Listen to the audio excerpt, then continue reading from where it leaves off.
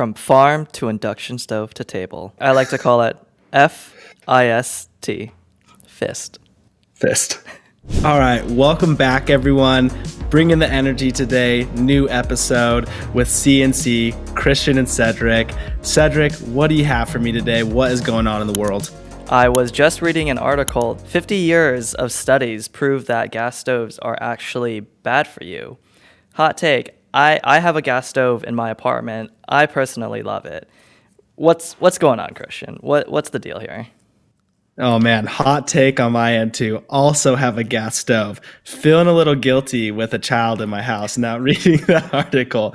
But essentially what this article is highlighting is that there's a lot of bad kind of fumes and particulate matter that are actually coming out of your gas stove that are way above, recommended levels from any of the health agencies out there, right? And so especially when you're in these enclosed spaces like an apartment and you've got a gas stove, that you can actually be harming your lungs, putting yourself at risk for things like asthma, especially with young children, by having a gas stove in your house. Was this study kicked off? I know I saw a headline about the U.S. Consumer Protection Agency almost kind of not announcing a ban, but contemplating a ban for gas stoves. And I believe it was quite the contentious topic. Yeah, don't you dare take my gas stove, Cedric. Don't tread on me. What if we made a big sign that says, "Don't tread on me"? Apparently, gas stoves were a very kind of hot button issue. I see what you did there. Which we were not expecting. I think, maybe if you said, hey, we're going to come and take your guns or something, like obviously that'd be a very hot button issue in the United States. But stoves, I was actually pretty surprised about that it's, been bucketed into like an independence type thing. But yeah, I think a lot of people got nervous about that. I don't think people should actually be nervous about that. If they did ban gas stoves, it would really only be for new builds, right? Like they're not going to go out and retrofit every house in America and rip out every gas stove. Got it. Yeah, that would be super expensive and just super, both time and energy consuming. Yeah, well, hopefully Sears and Home Depot won't not sponsor our vodcast or vlogcast anymore. No, but jokes aside here, like there are big implications here, right? Imagine you are the owner of an apartment building. If someone were to say, hey, you need to do electric stoves, the amount of cost that would actually require to be able to retrofit all the apartments to go from gas to electric is like, it's going to be completely cost prohibitive. And that's what I was saying earlier, that like this is only going to be a new build issue, not a like a retrofit issue. But on the new build side, and if you were a home builder, you might actually say, oh, sweet, like we now don't have to line in gas anymore or pay the city to put gas lines for our new development. So it might actually be cheaper on the development side because you're going to run electricity, because our electronics obviously all run on electricity. So you already got to do that. Now you don't have to run in the gas. So it's one less thing you have to do, one less thing you might have to pay for. So there might be some good dynamics on that side in the new builds. But just, yeah, we won't see anything on the apartment side just because like it would require power upgrades. And then 100% don't force us to use electric stoves. Like we need to go to induction stoves as well. I remember in college, right, doing the whole electric stove thing and just waiting for like the little coil to heat up and turn red so I could like cook my eggs in the morning or whatever. Yeah, it takes like half an hour to cook, scrambled eggs in the morning. Yeah, and just like super inefficient, right? You're just like pushing electricity through metal to make it heat up. But they won't make us do that. I think hopefully, and what we will see is some really cool new innovation around induction. Got it. What is induction? So induction, very simply, or induction stoves, essentially what they do is they create magnetic pull or a magnetic field between the metals that are actually in the stove itself and your pan. And that magnetic reaction actually creates, friction between the I guess you would say the atoms that are making up, or the molecules that are making up your actual pot or pan. And then that creates heat, but focus heat to within the metal and within that magnetic field. And so traditionally people have not liked induction stoves because although they promise to be like fast and more efficient, they only work with certain sets of pots and pans. They still required a ton of those power upgrades that are expensive and also very time consuming, right? Like you wouldn't want to push out the remodeling of your house or the building of your house because PG&E or whatever your utility is going to take 6 months to a year to give you the increased power output you would need or power capacity you would need. So yeah, those were some of the big fallbacks for induction, but these are the exact things that are now being solved by companies like one we invested in called Impulse. How much faster or how much more efficient are induction stoves versus electric or gas? Yeah, so I mean, your really expensive kind of like high-end kitchen level gas stoves are pretty fast and are competitive with some of the induction stoves. And induction stoves and high-end gas stoves are kind of equivalent in levels of price too. But actually, one of the cool things that Impulse is able to do is like really bump up the speed. I mean, like by multiples of time, right? Like I went over with Sam, the CEO at Impulse, and we were able to prep a ramen packet faster with his stove than the microwave was able to prep it. Wow. Right. So the ramen pack, on the back says it's like 4 to 7 minutes max to, or I think it was 7 minutes max to cook the noodles and everything with some sitting time. With his stove, we did it in like, I think it was like 3 to 4 minutes, like total, like right underneath what a microwave would be able to do, but on a stove, right? Yeah. They're able to boil a liter of water in less than 40 seconds. Dang, that's quite a zinger. So I guess, what do you think it'll take to get, mass adoption, especially on the consumer end? Do you think it's selling, to single family homeowners? Do you think it's selling to, the REITs and kind of building owners of the world, I guess? Yeah, no, I mean, these will be available within the next year or two.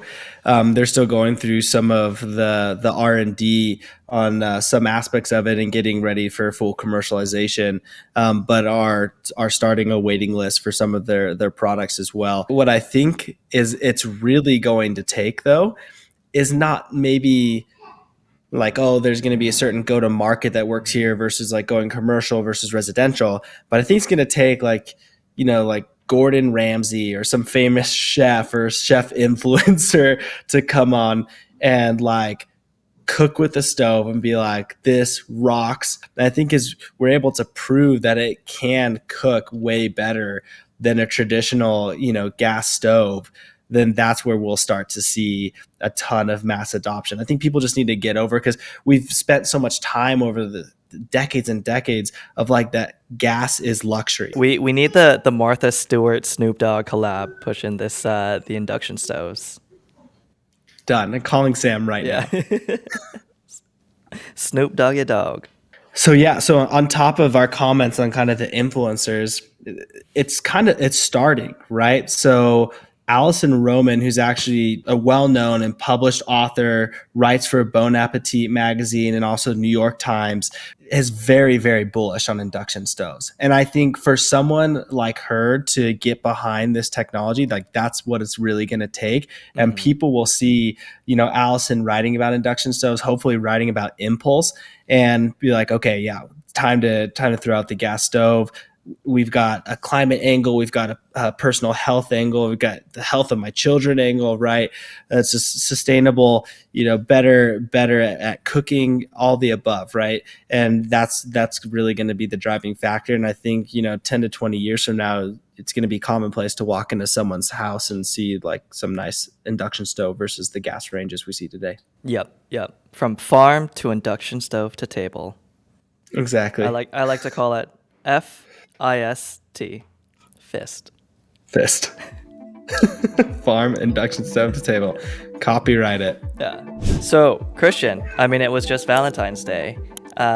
Crazy article I read, maybe it was during my omakase dinner date, was this new skyscraper in New York City, One Vanderbilt, although built to be, very sustainable and is already kind of outdated. What's going on? One, I want to give the credit to the team and the architects, whoever worked on this building. Like, there are some really cool things that are a part of it, right? On-site power generation. I think they said in the article that it was equivalent to 6 football fields worth of solar panels of power generation that they're able to do. And we clearly, like, we're definitely big fans of at least parts of the decentralized water, decentralized energy frameworks of thinking.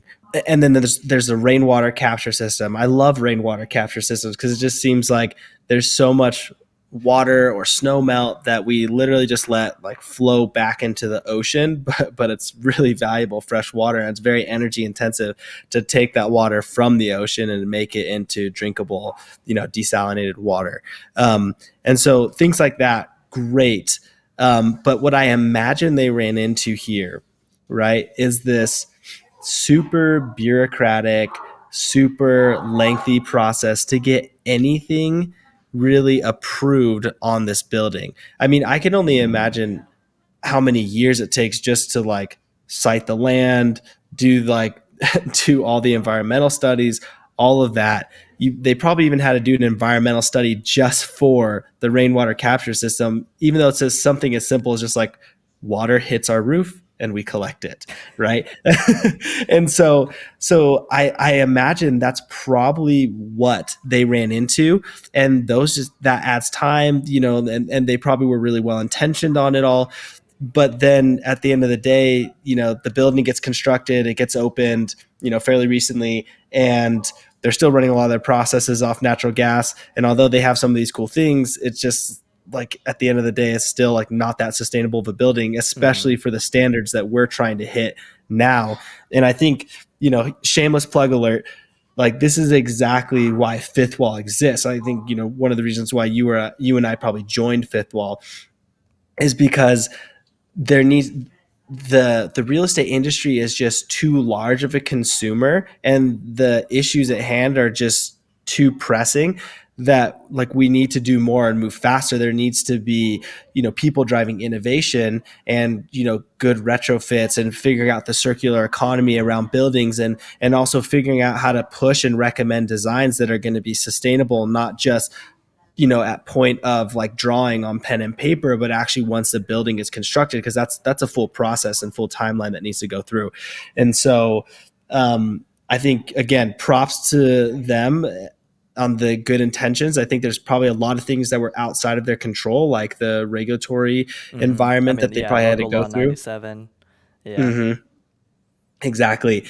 So I think this is a good call to action of like, hey, yeah, there needs to be more that is done here to really push the needle or drive the needle forward. Yep. That's fair. To play devil's advocate, though, do you think this was a case of greenwashing? Like let's, design this building sustainably. Let's get all these, LEED awards and green certifications. But ultimately, it still runs on nat gas. I guess, do you think the developers had any more insidious kind of motivations, or do you think it just kind of fell flat due to the timing issue and the extremely long development cycles that you mentioned for real estate? Yeah, I mean, I'm all for giving people the benefit of the doubt, but going along with the whole, other side of the story potentially, right, is that like, yeah, just show me the money trail, right? Like if you dive into this project, I guarantee there's some backs that got scratched. There's things to push through. We'll put in a rainwater system if you let us put in this like natural gas system. I guarantee there's probably something there on that. Am I going to come out and publicly say, oh yeah, this is totally just greenwashing? No, I'll give them the benefit of the doubt. We have to give these boys the benefit of the doubt. But I would not be shocked if there's, some other things that, they're like, oh, like we're doing this power generation, but like, is it just, like covering up for something else that they, did not find cost effective? And so that's, again, part of our job is like, can we bring things that are actually cost effective to market here so that there, won't be these issues with greenwashing or scratching backs even. Yep. Yeah, no, totally agree. I just like stirring the pot every now and then. You know me. I know you. Yeah, so I think one other interesting fact I'd add to this is that this building was originally designed, or a project was started in 2016, right? And oddly enough, that's when fifthwall was also started in 2016. And so another thing that we can give them the benefit of the doubt on is that so much has happened. The acceleration of the market and the movement in this industry, and decarbonizing the built world, especially, not to give us too much credit, but with really driving kind of the innovation side with the built world and the technology side through fifth wall and venture investments, and with prop tech and now climate tech, right?